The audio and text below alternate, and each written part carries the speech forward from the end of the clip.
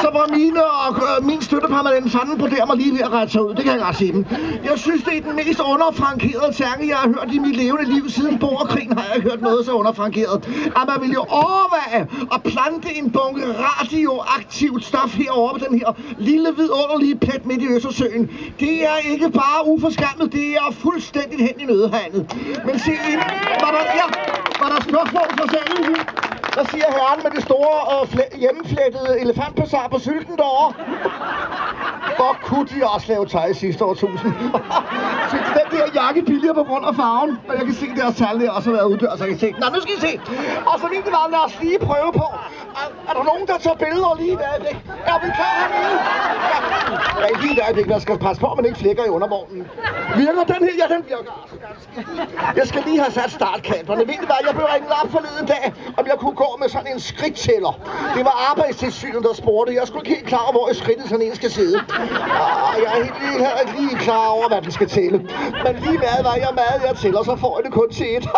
Jeg ved ikke, om de kan få det til fru. Nej, det vi kom fra, det var altså, at der er nogle mennesker i dette vidunderlige lille dronningerige, der har fået den tanke, og det for hurtigt. Hvis der er nogen her fra Dansk Folkeparti, vil jeg godt tale lidt langsommere ved hjælpeklasse hver tirsdag. Det er bare lige at markere, så kommer jeg ud og forklarer, hvad det er, vi er nået frem til. Jeg mødte Pia Kjærsgaard lidt senere op på pladsen og sagde, hun har brugt så meget hårlaks, så hun har fået malersyndrom. Nå, nu skal du bare se. Jeg sagde til Pia, hvis du vil have det, vil jeg meget gerne på hjemmeværk køre forbi og knalde din frisør på flade. Nej, men ved du hvad? Det vi kom fra, det er altså den her fuldstændig ubegribelige vanvittige tanke og plante en hel masse atomaffald heroppe på Bornholm. Og lad os lige se lidt på strukturen. Kan de godt se mig på grund af seletøjet her? Ved du, der kom en herre heroppe, en meget uforskammet beruset herre og sagde, Erner, du har hængepatter. Så sagde jeg, unge mand, jeg har ikke noget mod hængepatter, bare de lige lange. Så på der ro. Nej, men ved du hvad? Det vi kom fra, det er, når vi ser om det her atomkræftaffald, så svarer det altså til i sin rørende enkelhed, at volumen svarer til 2 runde tårn. Og der er noget, der er lavaktivt og mellemaktivt og højaktivt. Og ved du hvad, noget af det mener man er fæset af om cirka 300 fyringssæsoner. Og der er jeg sundhedsminister Astrid Krag nok også røget i urnen, trods alt. Selvom hun er en meget, meget ung for heksedukkebarn, så er hun altså trods alt nok ikke her mere end 300 år. Vi tror det ikke. Og så er der altså kun 499.300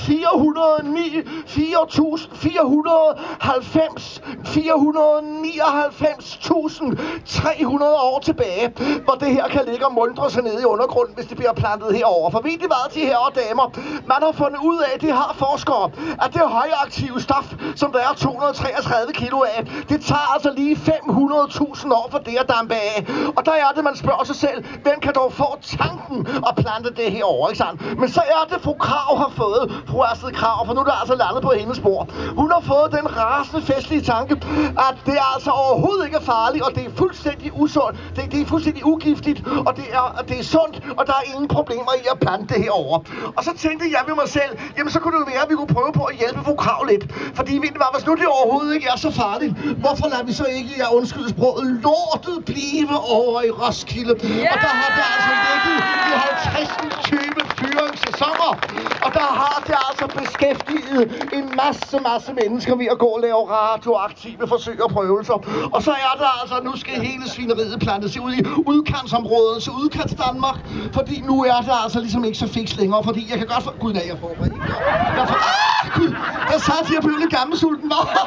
Der var en herre, da det lige blæste op, der sad den herre hernede og tænkte, det minder mig om, jeg skal ringe hjem, ikke?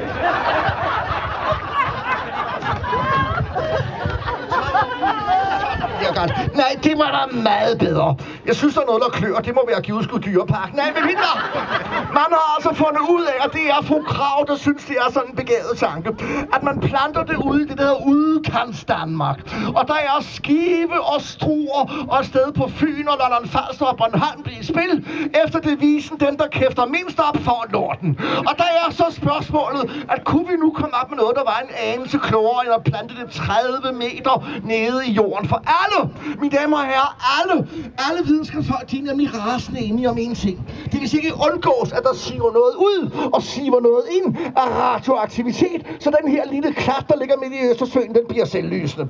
Og derfor, de her damer, der er det, at hvis nu fru Krag er ramt af den tanke, at det overhovedet ikke er giftigt, så synes jeg, at vi skal hjælpe fru Krag med at få det hele år til at plantet og blive der, hvor det har været hele siden i 50 år. Og så i stedet for at grave det ned, så gør vi ligesom nede i Holland. Der prøver vi at kapsle det ind oven på landjorden, for så kan man meget bedre finde ud af, hvornår lortet siver og ikke gør det. Og det vil altså sige, så forestiller jeg mig, at man kan slå 2 fluer med et smæk, for fru Krag har nemlig lovet sammen med fru Joy, jeg tror hun hedder Joy, en eller anden fru Joy, det er en socialdemokrat over for Roskilde. De har sammen gået til valg på at blive stemt på og få fjernet alt atomaffaldet fra Roskilde, ikke sandt? Og samtidig har hun forklaret os, at det overhovedet ikke er færdigt. Men hvis nu man vil have den der forskerpakke, som hun er så ramt af, den her fru ministeren, hun har fået den her tanke, at vi skal have en forskerpakke. Jamen hvorfor så ikke lave et udstillingsbygning, hvor folk kommer kørende i lårtykke stråler, og så kan vi få et besøgsantal, der overgår Tivoli og Legoland til sammen. Så kan man se på alt plader og spærret inde derinde. Mine damer og herrer, var der spørgsmål fra salen? Det er der ikke, mine damer og herrer. Der er så meget mere, jeg gerne vil have fortalt den. Og det er jo en rasende tragisk og trist historie, mine damer og herrer.